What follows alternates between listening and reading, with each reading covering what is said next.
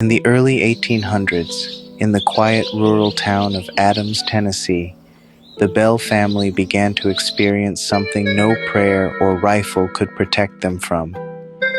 It started with simple disturbances, soft knocking sounds on the wooden walls of their farmhouse, scratching beneath the floors, and distant voices echoing from nowhere.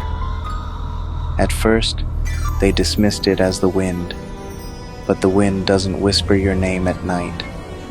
Soon, the disturbances intensified. Invisible hands pulled the sheets from their beds. Shadows moved across rooms where no one stood.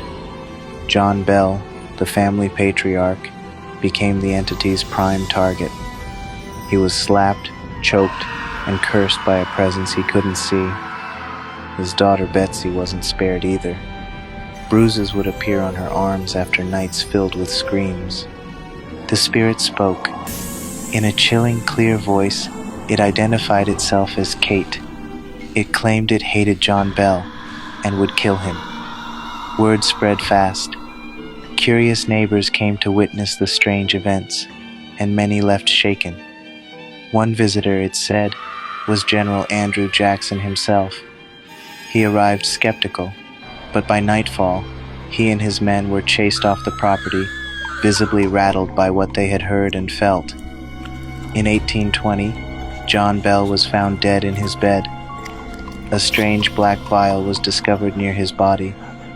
No one knew where it came from, but the voice returned that night, boasting that it had poisoned him. Located near the original Bell family farm in Adams, Tennessee, the Bell Witch Cave has become an integral part of the legend. This karst cave stretches approximately 490 feet and is situated on property once owned by the Bell family. Many believe that after the haunting of the Bell household subsided, the entity known as the Bell Witch took refuge in this cave. One particular story involves Betsy Bell, John Bell's daughter, and her friends exploring the cave. During their adventure, one of the boys crawled into a hole and became stuck. Panic set in until a disembodied voice echoed, "I'll get him out." The boy felt unseen hands grasp his feet and pull him to safety. The entity then proceeded to lecture the group on the dangers of reckless cave exploration. But the Bell Witch didn't stop there. For years, it returned intermittently, speaking, taunting, and vanishing just as mysteriously as it came. In the quiet suburb of Brentwood, Pennsylvania, stands a house that has become infamous for its alleged haunting. Bob and Lisa Cranmer purchased the historic home in 1988, unaware of the dark presence that awaited them. Shortly after moving in, the Cranmers and their 4 children began experiencing a series of disturbing events. Doors would open and close on their own.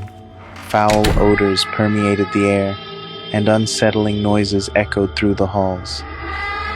The family reported witnessing shadowy figures, and at times, violent physical attacks occurred, leaving them terrified and desperate for answers.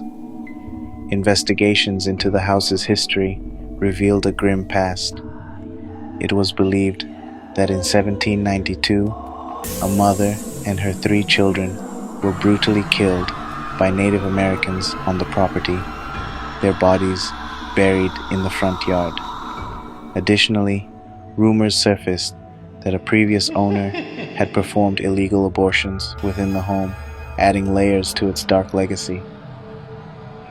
Determined to reclaim their home, the Cranmers sought assistance from various religious and paranormal experts.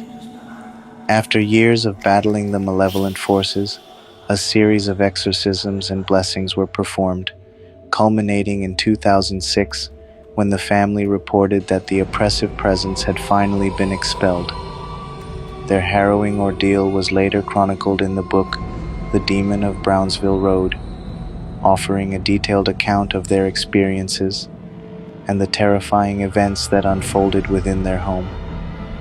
Today, the house stands as a testament to the Cranmers' resilience, and the enduring intrigue of real-life hauntings in America.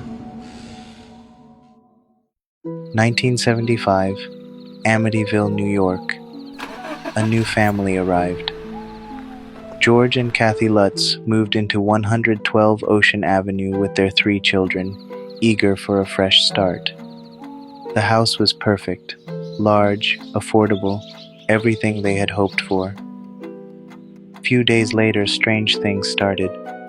Doors locked on their own. Unseen hands moved objects. Cold spots appeared in warm rooms. But the scariest thing was George awoke every night at 3:15 a.m. sharp.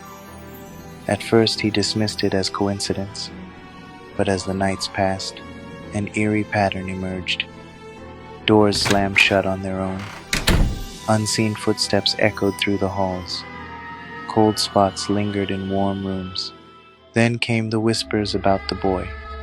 Their children saw him first, a pale figure watching them from the stairs, from doorways, from the shadows. He never spoke, never moved, but he was always there. Terrified, the Lutz family fled, leaving everything behind. Soon after, paranormal investigators Ed and Lorraine Warren arrived. They spent hours inside the house, documenting the strange energy that clung to the walls. They set up cameras, letting them capture the darkness. One camera flashed, just once. When they developed the film, their worst fears were confirmed. A young boy stood at the staircase, his eyes white as death. But the house had been empty that night. There were no children inside. Then who was the young boy? Then the dark history began to unravel. 1974, Amityville, New York. A year before the Lutz family moved in, 112 Ocean Avenue became the site of one of the most chilling crimes in American history. On November 13, 1974, Ronald DeFeo Jr. took a rifle and murdered his entire family, his parents and 4 younger siblings, as they slept. No signs of struggle. No neighbors heard the gunfire. When questioned, Ronald DeFeo's answer was chilling. The voices made me do it. One of his victims was John DeFeo, his 9-year-old brother. John was shot while he slept, never waking to see his killer. Some say the boy in the picture was John DeFeo's ghost, still lingering in the place where his life was stolen. Over the years, new owners came and went, but none stayed for long.